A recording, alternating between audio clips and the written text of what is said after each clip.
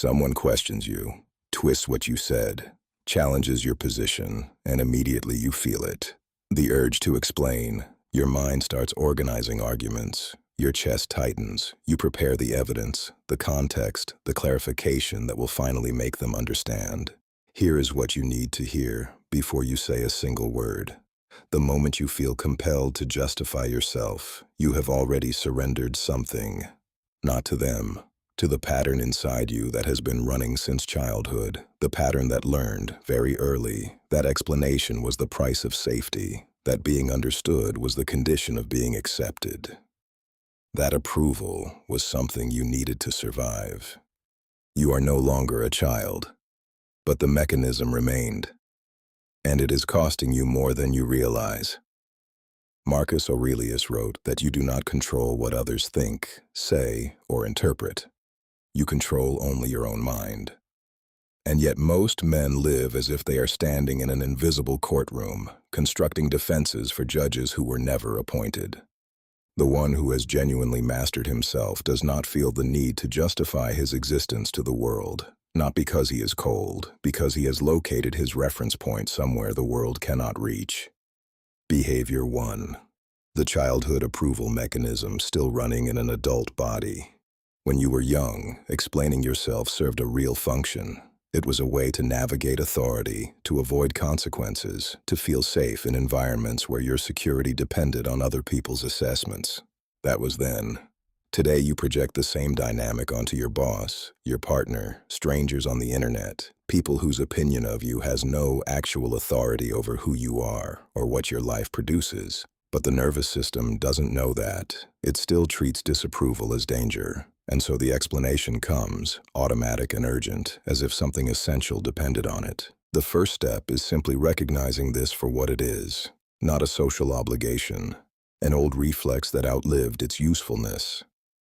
Behavior 2. Treating interpretation as verdict. Someone says something about you, and instantly the urge to correct it arrives, as if their words were an official record that required your response to remain accurate. Stoicism draws a clear line here. Facts are neutral. Opinions are interpretations, and interpretations do not require defense. They require nothing from you at all. When someone calls you selfish, that is not a fact. It is a perspective shaped by their own history, their own limitations, their own unexamined assumptions. You can examine it privately. You can ask yourself honestly whether there is anything in it worth attending to.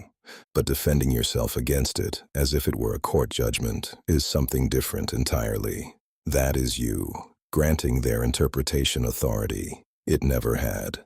Behavior 3. Over-explanation as a map of your vulnerabilities.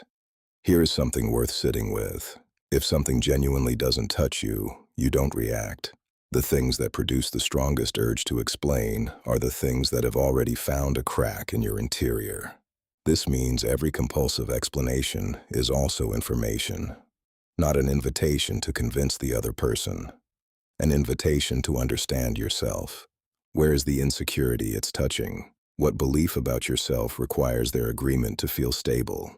Those are the questions worth your energy, not the argument you are about to make. Before we continue, this is where most people quit.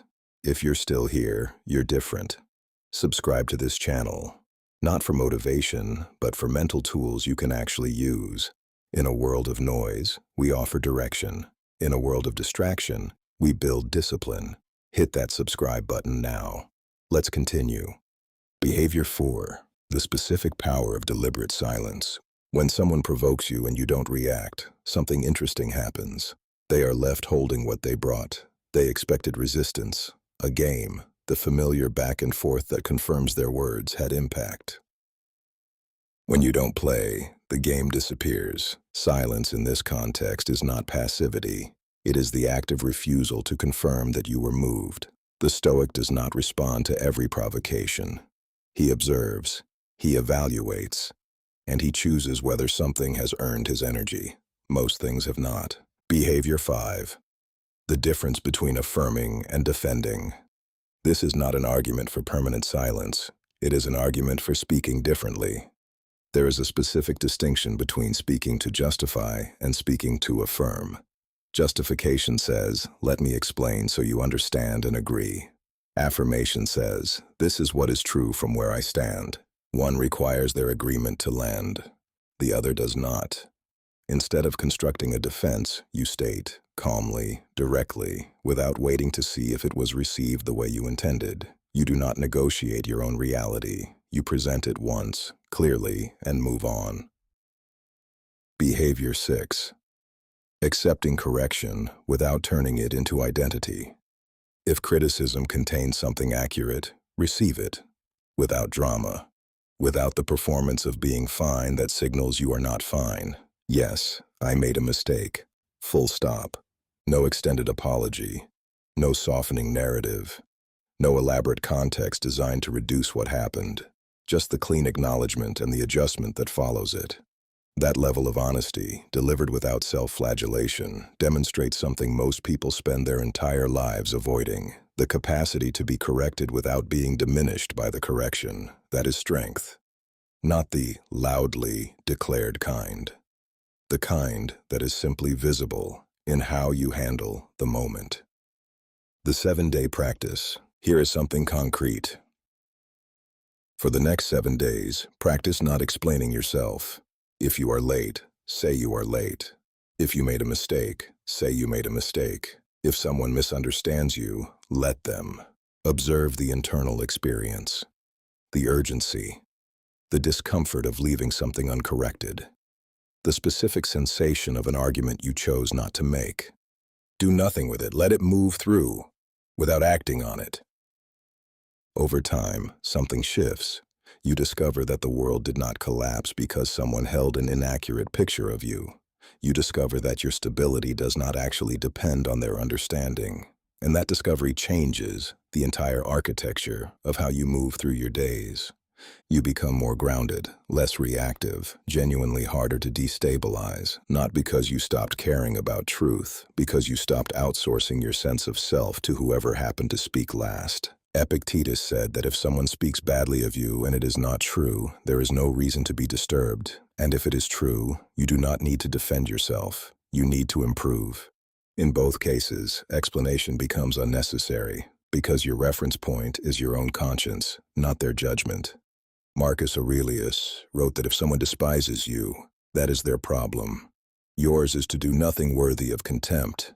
That reorientation changes the entire game. You stop managing perceptions. You start building character. And character does not require explanation. It reveals itself across time, through consistent action, in the accumulated evidence of how you actually live. There is also a quiet freedom waiting on the other side of this practice. The pressure to perform for approval, to be understood by everyone, to have your intentions correctly read by whoever happens to be watching. That pressure is invisible precisely because you have been carrying it so long. When it goes, you become lighter, more authentic, more present in your own life. Not because everyone finally understands you, because you stopped needing them to. Tell me in the comments, in which situation do you feel the strongest urge to explain yourself? Name it specifically, because that is exactly where the practice needs to begin.